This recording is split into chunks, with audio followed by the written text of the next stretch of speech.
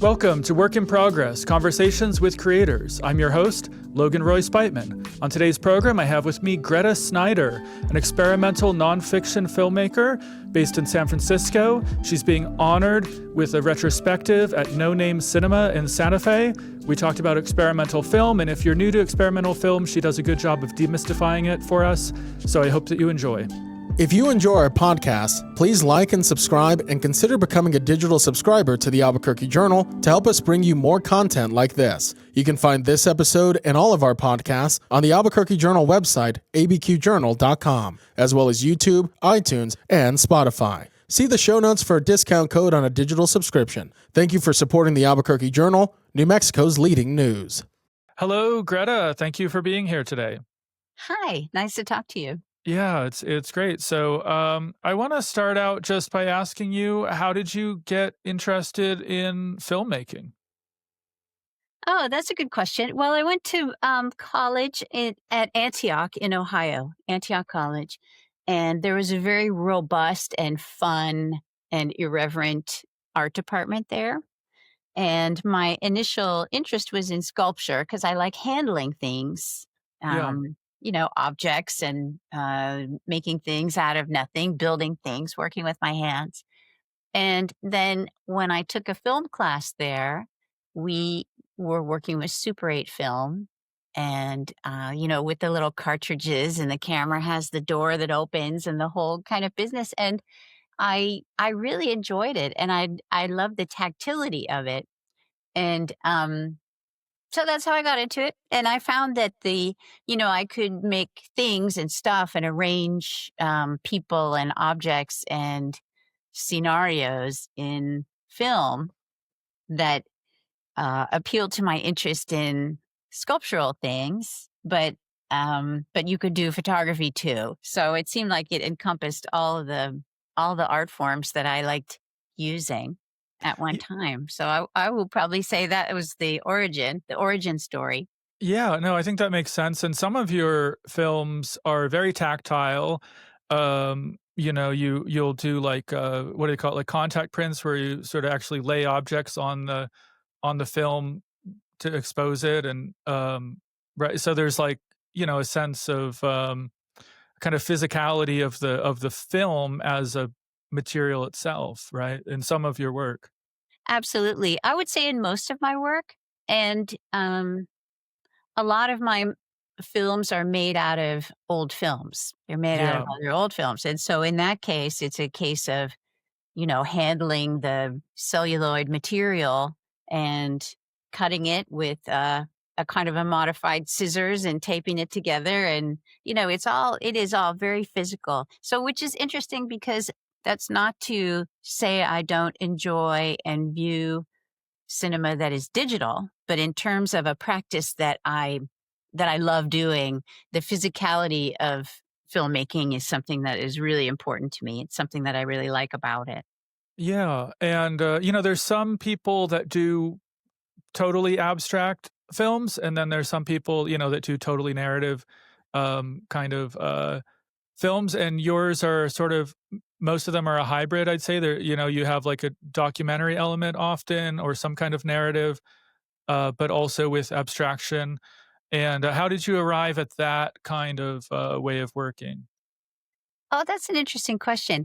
I would characterize myself, if you ask me, I would say that I make experimental nonfiction or experimental documentary, because most of my movies have some form of storytelling in them. Either somebody talking or kind of a story that a viewer can follow, to follow characters or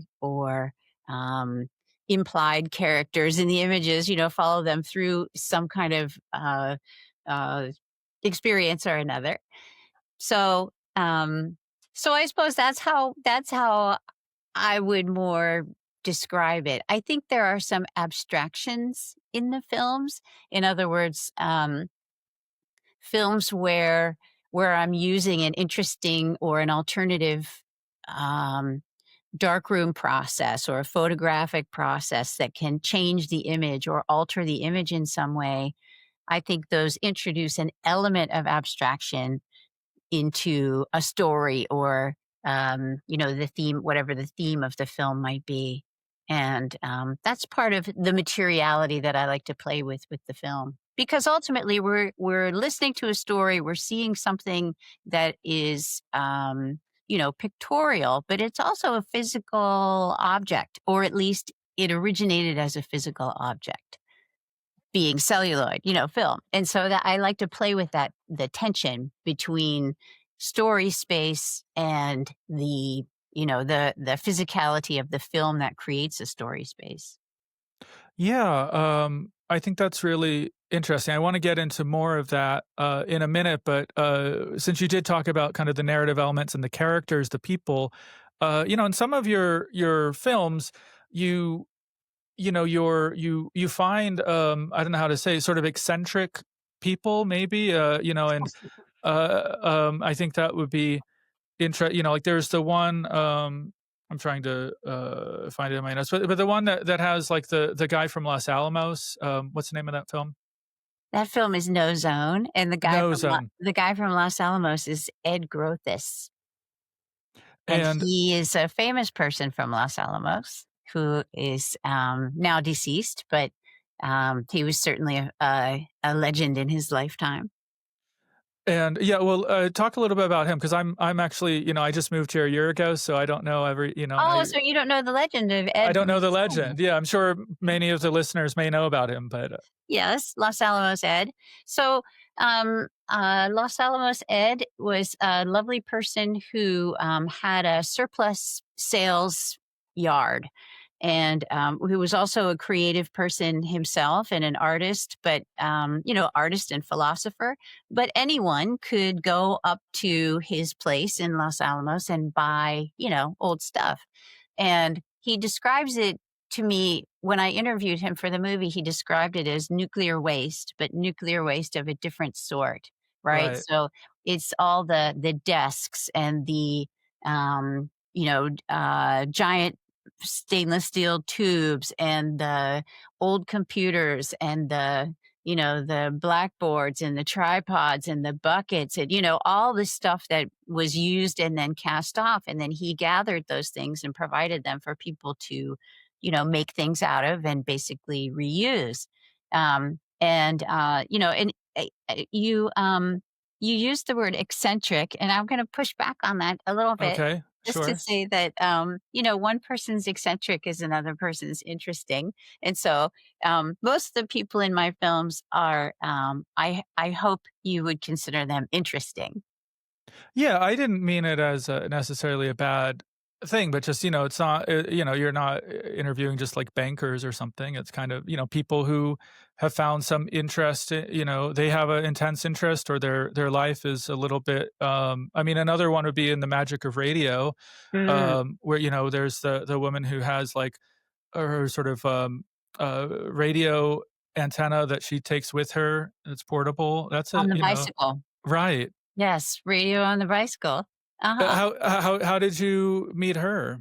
Well, I'll just tell you, these people are my friends. They're Okay. and that's, how do you meet people? And you meet people and you find them interesting and they're your friends. And next thing you know, you say, I find you interesting and other people might find you interesting as well. And then you feel kind of organically motivated to perhaps share their stories with other people. Yeah. Yeah. Um, and I guess are they always happy with what you make? Do they see the films? Oh, that's a great question.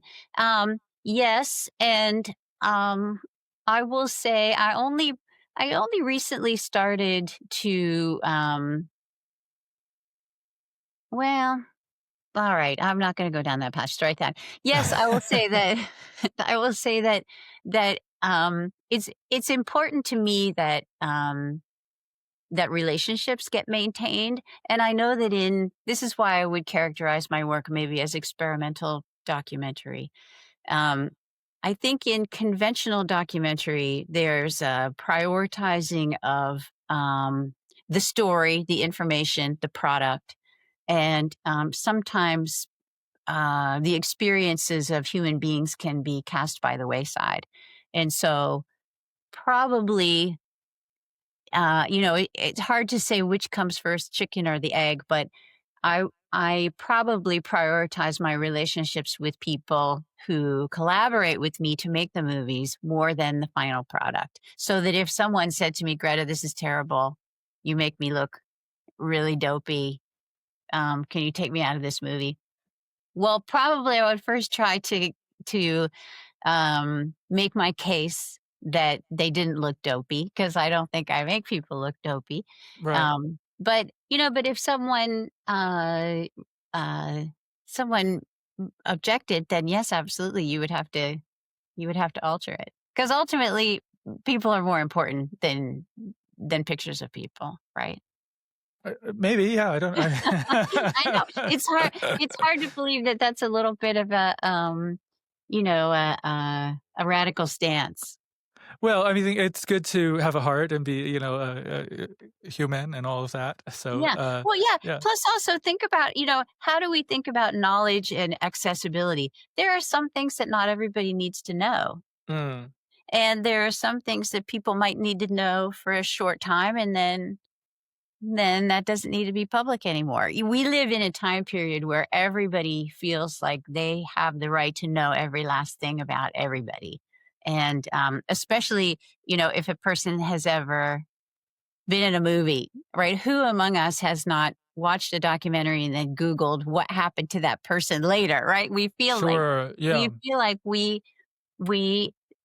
need to know and that there should be no limits to that. That if something is knowable, then we should know it. And I think that I certainly grew up with the impression that that was a good thing. But I think that in 2025, maybe an approach to image making, images, people, and, um, you know, uh, p- not necessarily privacy, but um, boundaries, shall we say? I think that's something worth discussing. And I wonder, this idea of sort of like, what do we reveal? What do we conceal? If some of those elements of I mean, I'm saying abstraction, you might have a different word, but, sort of things that interrupt the smooth narrative, whether Mhm. it's, a overlay of some color or effects, or if, the voiceover doesn't quite match up in an obvious way with the image that we're seeing, or whatever it is that you're doing. If Sure. those kind of elements, or a sense of decomposition, whatever it is, Sure. are those kind of introduce maybe a little bit of opacity, or a little bit of something that, I'm getting part of the narrative, but it seems like maybe the goal isn't to, just say, here's the story, ABC beginning to end, but there's parts that may be missing or that I have to fill in, or I make my own I mean, is that part of the process in introducing those elements, because you don't really want to have like that straight linear narrative that feels totally transparent? Sure, and I think as I mentioned before, I enjoy those interruptions, because it does remind the viewer that you're seeing a created text, that you don't have to, uh you're never lulled into a sense that you're seeing something that's quote unquote real, or that you're seeing reality. It's the creation of this film, this text, shall we say, is always nearby, not necessarily front and center, but I think that the mechanism of making it is also a big part of it. Yeah, I think that makes a lot of sense. And maybe, some of your earlier, well, let's talk about Hardcore Home Movie from 1989. This is about hardcore music, punk music. And that's a little bit more of a straight documentary, although, you have the images of the people, and then you have the voiceover, and we're not like seeing them talking to the screen. So there's that kind of a thing. Right. But that is, now like a document of the time and of that subculture in some way, right? I mean, I Yeah. don't know if I, recognize it. I think, did I see Bad Brains in there, or Yeah. who's in that? Oh, now you're asking me, and I don't remember who the bands are. But it was filmed at one particular event, and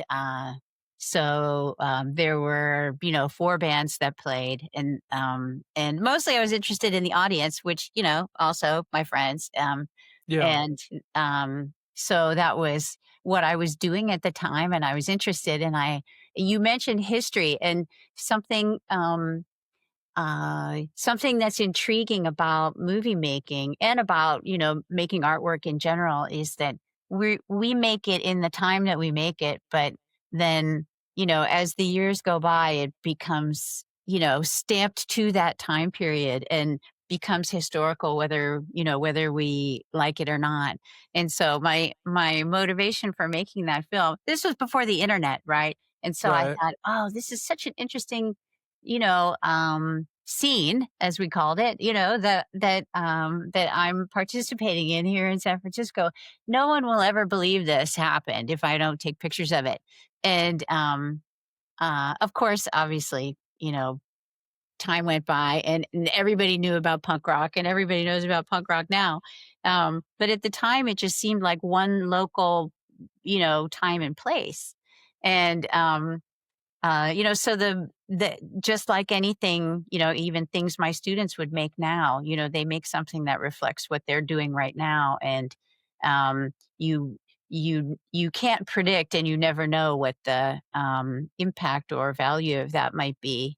If you're fortunate enough to live decades later, Yeah, and but and see what that means. you got some great interviews though, and and you don't like it's not like, you're talking and they're talking and, like we're doing here, you get kind of, you edit it together, but, you hear about like, skinheads beating people up and the other people kind of being kind of goofy, having a fun time. And there's I don't know, like a real sense of kind of all the kind of clashing personalities and you feel like you're there. I don't know, and it's something that I found very effective about that piece. That's nice to hear you say it felt like you were there. I think in the case of that piece, it's the editing definitely helps, create a sense of what the energy was like. The shots are all very short, not super planned. This was the first movie I ever made. I had no idea what I was doing whatsoever. Um, and Yeah, and the interviews were just people on the street. That was, me and a couple of friends stood outside in front of a club and asked people, "What do you like about punk rock?" and including asking people who were just walking by and were completely unrelated. So you get a couple of other views in there too, which are pretty funny. yeah, But as I mentioned about history, though, there's one person who kind of grabs a microphone and tells this story that is so long. And I swear she doesn't take a breath the entire time. The movie's only 5 minutes long. And I believe 2 minutes of it are taken up with this story that this person felt like they really needed to say about, getting unfairly treated by the police and having lost their wallet. And it's, it reflects also sort of, kind of a teenage frustration and exuberance and self-righteousness that's much more than the story, but just kind of comes out in the emotion of the thing. um, and uh, and I think that the movie has a couple of those kind of moments in it. And so yeah, rather yeah. rather than focusing on famous people or, important people in the scene, it was more just kind of taking the temperature of what it was like to be around this environment that just felt like completely unsupervised. Right. And That's it the was. that's It was completely unsupervised. that's the feeling, and like, yeah, even though you see some of the performers, that's not the emphasis. It's the periphery, it's the audience, it's the that's what I liked about it. And I don't want to spend forever on the it was a long time ago, and you've done a lot of other things. But I do want to ask, were you influenced by Andy Warhol? Because it did remind me a little bit of like his screen tests and even the kind of casualness of the way the Oh, film that's so was made. funny. It's funny because I have a very short attention span, and probably no shot in that movie is longer than 2 seconds long. And, Right. whereas the Warhol movies, while beautiful, also exhibit a kind of, uh, uh, I endurance or, extreme patience and discipline that Sure. I would never be able to, incorporate. And as a matter of fact, most of my movies are like that, and, Right. probably only the most recent one is the one that has the long shots with a Mhm. tripod. So The that ma is the in the Maritime Frequencies, that yes, I film would from say that this movie year. is my most, disciplined and kind of, what would you call it? Uh, yeah, disciplined. That would be my most disciplined, looking, in terms of the camera work and the editing. Yeah, although, I mean, like, yeah, like you're saying, it's stationary shots that go longer, but then it's overlaid with this kinda like, I don't know how well, you can describe it, but it's different sort of flashing colors, and it seems like the film is sort of crackling and disintegrating, especially towards the end. Um, so there's, lots of incident. I'm not gonna get bored, watching it. Yes, thank you for saying that. Yes, and those two things go together. I felt like that it would be strategic to design the cinematography so that the visual effects of the development, the hand development that I did, the photographic darkroom work, so that it would have a canvas upon which to sit and it wouldn't conflict. So it doesn't have, the kind of more headlining um, editorial tempo in terms of cutting from shot to shot as some of my other films do, because this one was about, like you mentioned, about what's going on the surface as much as kind of the changes that happen from one shot to another. So the transitions are very gentle in that film, and also because it all takes place in one location. So it's at a kind of a landfill in the southeastern part of San Francisco that's on the Bay Shore, and, so I parked the camera there and observed people kind of in their semi-private moments. I say semi-private because obviously I was there too. But kind of contemplating the bay as people do over there. And yeah, so it has a very different tone to it. And that was by design. And the voiceovers aren't the people that we're seeing, right? It's other people. Oh, some are. Oh, some of them are, yeah. Yeah, some of them are. There's some overlap. Some are people who agreed to pose as people, just be themselves in the landscape. And then uh, um, I had invited a number of people to come and talk to me in the voiceovers. Yeah, and some of the voiceovers, they're telling stories about death and, auto accidents, things that, um and it wasn't clear to me if the people knew each other or how they may be connected, but there seemed to be kind of, uh, maybe thematic connections of sort of, I don't know, like, death, tragedy, disaster, and kind of moving through that. Um, well, they're not, some of them know each other. They all know me. So I'm the hub of the wheel in that situation. And certainly after the movie's been made now, they all know each other because they, have met at one screening or another. Um, but I tried to ask a variety of people to share some thoughts, and I hope that worked out. I think so. Did you ask everyone, like, the same question? Because we don't hear you, we just hear what they're saying, Yeah. so I kind of, and maybe I don't know if you wanna even get into that, but, I guess There what is there's a certain amount of spoiler. I'm sitting here thinking, spoiler alert, spoiler alert. So I don't wanna say too much about it, but yes, basically, I mean, it was an invitation to share, and the right. invitation was phrased the same way with everybody. Right.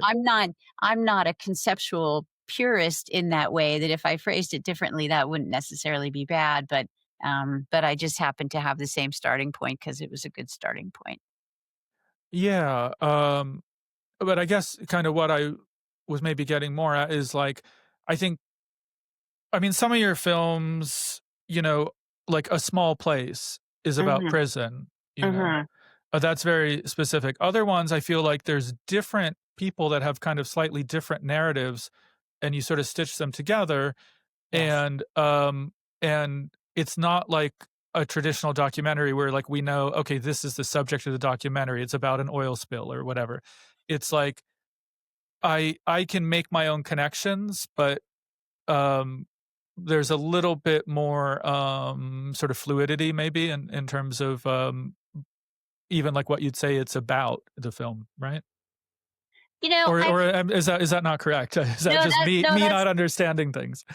no, that's totally correct, and also, if that's how you observe it, then that's a valid observation, and, um, and I hope so, because I think, one of the things I'm not interested in doing is, uh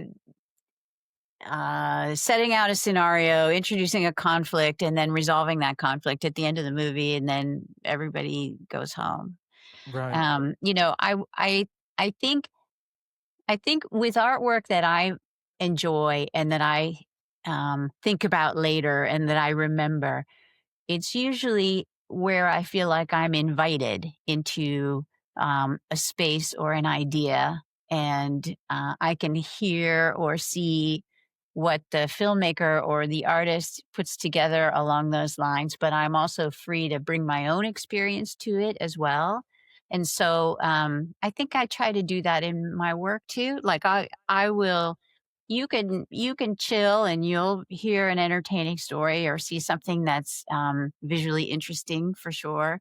But there's also, I hope, space for you to think about, oh, do I know a person like this? Or what do I think about this idea? Or how, what landscape do I remember that reminds me of this? That there's a space for people to also enjoy their own thoughts and interests while watching the movies. Yeah, And and and something, and again, not to disparage this kind of filmmaking, because when I come home from, an intense day at work, I teach at San Francisco State University. It's a lot of, interaction with people, and when I come home, sometimes I wanna turn on that Netflix documentary series, and I just don't wanna think about anything. I wanna fall into it. I wanna just be absorbed in what's happening on the screen, and I just wanna check out. And, I think we all enjoy that. It's relaxing, right? It's, yeah. can just give you a moment to get out of your life altogether. Um, but, I don't wanna do that all the time, and, I think there's a place for that kind of work, but, it's just not the kind of work that I necessarily wanna make. I grew up in a household of people who made stuff. Maybe you did too. I don't know if you had a dad with a basement and there was always something going on down there, something to build, something to hammer on, something that was in progress. Right. He And had a lot of hobbies. It wasn't his profession, but he made sculptures, he made all kinds of stuff. yes, the hobbies. So I too had in my family, my brother and I had a hobby dad, and that's so palpable, and I love that. And probably I I feel like that some parts of my audience are also interested in the process. Mm. That people will want to know, oh, how'd you do that? Could I do that? That's interesting. That sort of thing. And, in the same way that cooks and chefs, when they go to a restaurant, they are eating the food, but also thinking, oh, would I do that? That's an interesting combination, right? Like you can't necessarily turn it off. And I think for people who also like to make things or like to see how things are made, that I think that, um, my films might possibly make space for that kind of engagement as well. I like that, and I think, anyone who's listening to this who, if, because, I have different guests. Sometimes it's a musician, whatever. So not everyone is going to really know much about film at all, or so-called experimental film. But I like how you're kind of introducing it, that it's sort of like, you do something. Sometimes you paint on the film itself, or you invert it so it's negative, or, you're chopping and overlaying. And as it might be fun for someone just to kind of watch and think, oh, I wonder how she did that. I hope so. I Yeah. mean, yeah, I hope so. Do you feel like, I don't know, how do I ask this? Like I was just talking to Fred Frith. His interview is probably going to come out later, but experimental musician who I know, Right. his work. And it's like, I mean, he's just like, having fun, enjoying himself, trying new stuff, totally unpretentious person. But some, people who are really into like whatever experimental art or music might be pretentious, or people may have an idea that it's pretentious, right? And you seem totally, you're down to earth, you're unpretentious. There's an unpretentiousness to the films. But I wonder, I did want to ask you this directly, because it's like, and dealing with students, probably, I don't know, probably a lot of your students want to be experimental filmmakers, but you might have people coming into your classes that have never seen anything like this. And do you ever encounter uh, resistance, or how do you kind of introduce people in a non-threatening way to art that might be challenging? That's a Sorry, that was a very, very long That's a question. I'm great so question. sorry. No, no, that's a great question, and I'm laughing because I mean, in university, most people are there because they wanna learn about new stuff, and they're Sure. curious, and so even my students who wanna make, wanna write a streaming series and have it, produced by A24, that's fantastic, and a lot of my students that's really their main interest, but they will spend some time with me in one of my classes, and learn about different kinds of film. And I think because I like it, I try to show what I think is interesting about it. Yeah. And also I'm not offended if people don't like it. So I don't take that kind of thing personally. So I have a viewing and writing class about experimental cinema, and I even show some work that I think is terribly boring. I'm not gonna say who that is, You but won't say? no, but some of the more famous work is work that I'm not a huge fan of, but I'm gonna share it with my students and say, "Look, this work is people think this is great. Let's talk about it." And we can do that without personal preference getting into it. And also I will share work that I really like, but like I said, I'm not offended if students don't like it.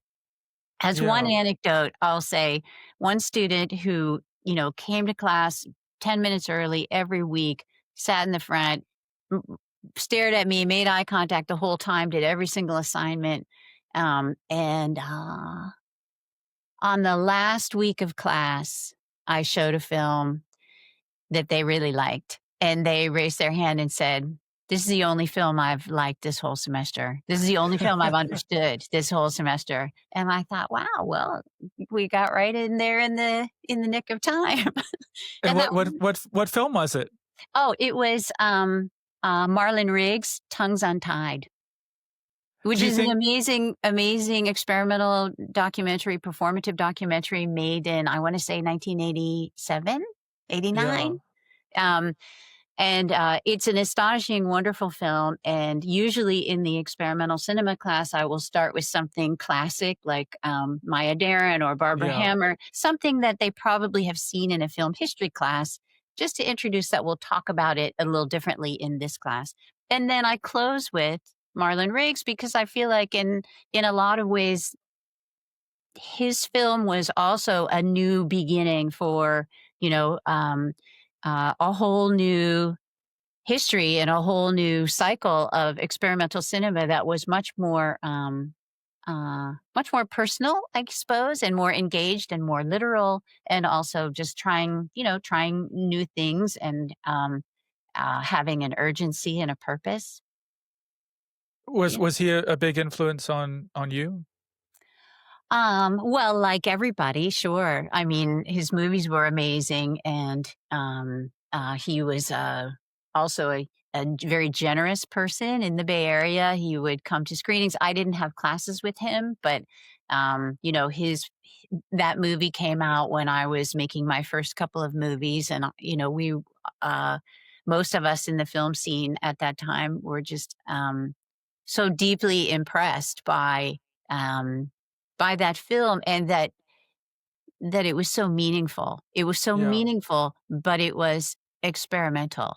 And so in a way it chose a poetic and a performative structure to handle something so deeply important, right? Right. Um, and that was really, would make a person take note and think, Yeah. wow, all right, this isn't just like technical experiments that we're doing or sensory, goofing around with sensory stuff, but that the structure and the format of this film is a big reason for it to be so impactful.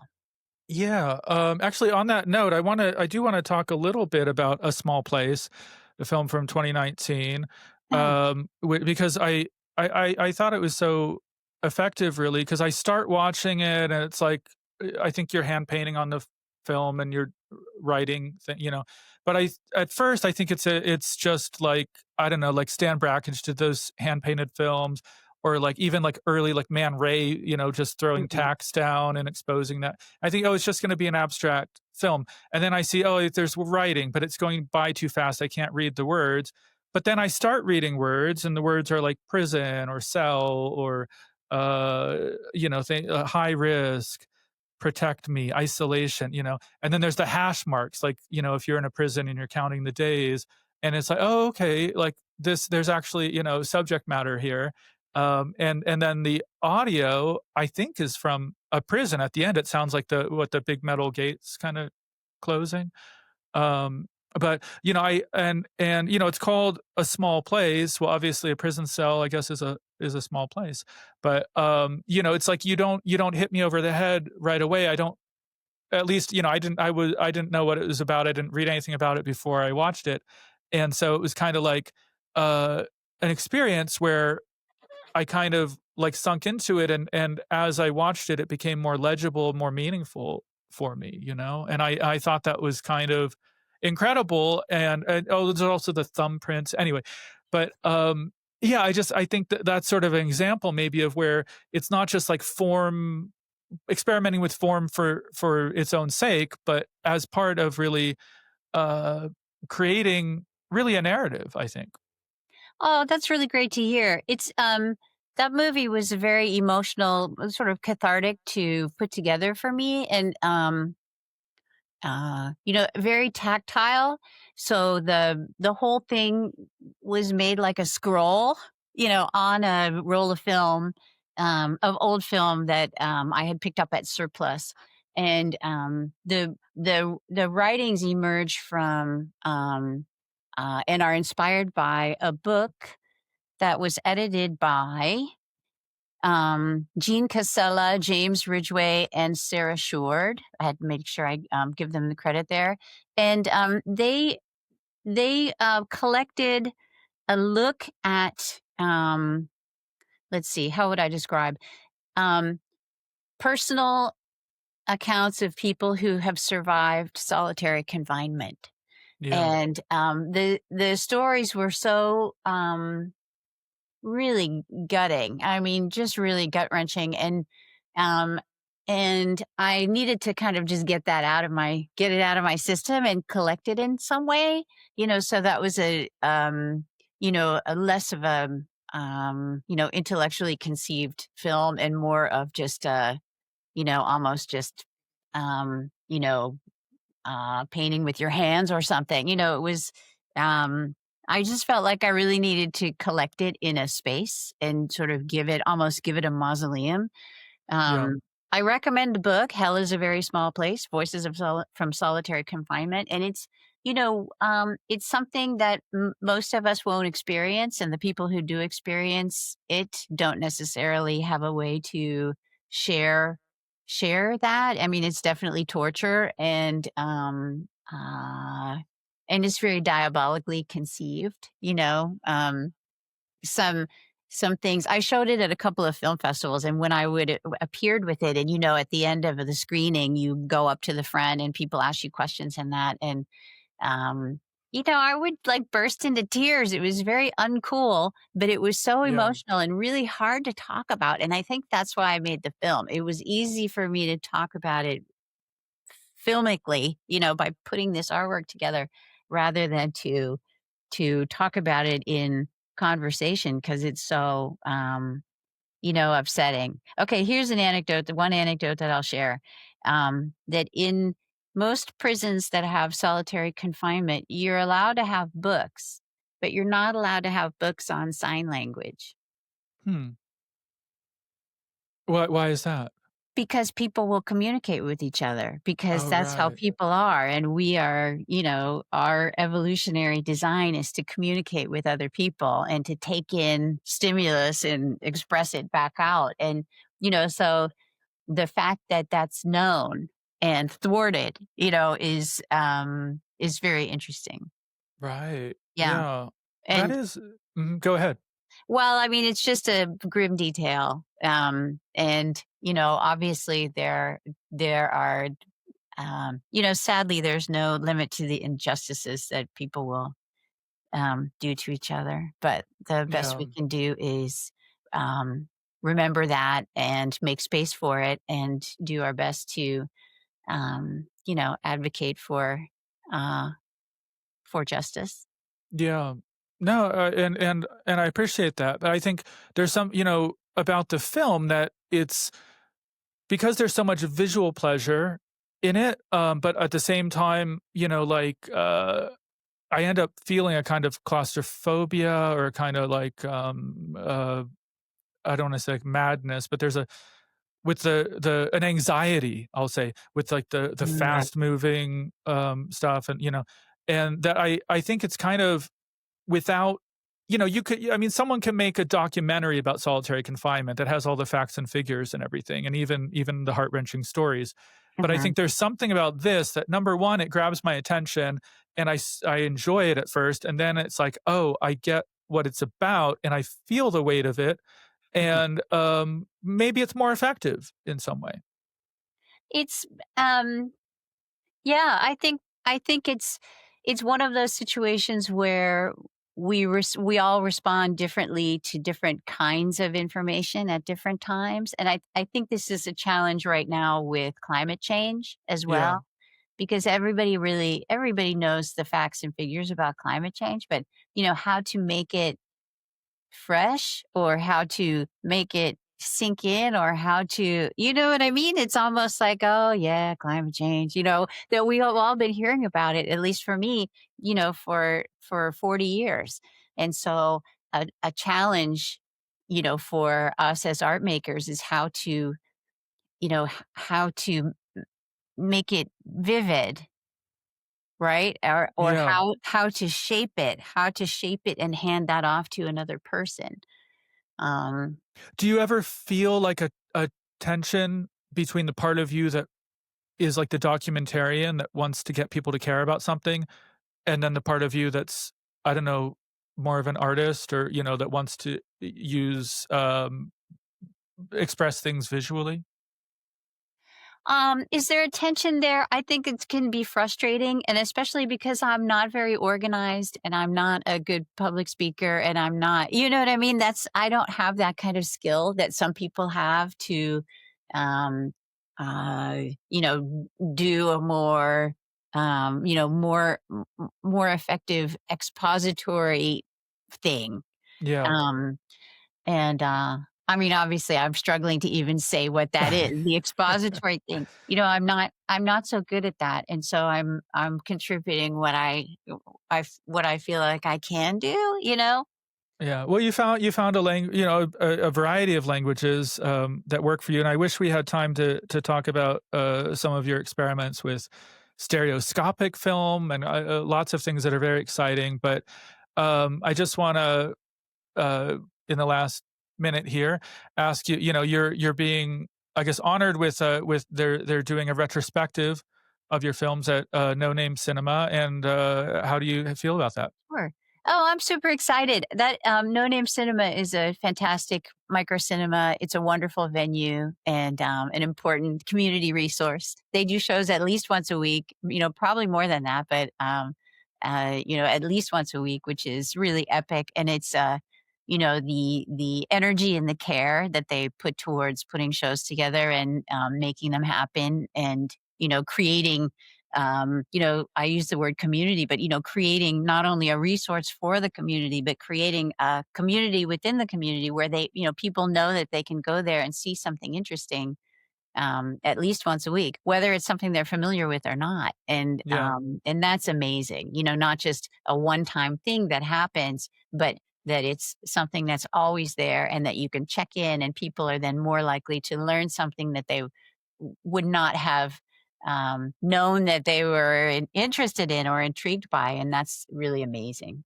Yeah, absolutely. Well, we're And I'll excited be there. about. I'll be Yeah, there. yeah, yeah, yeah.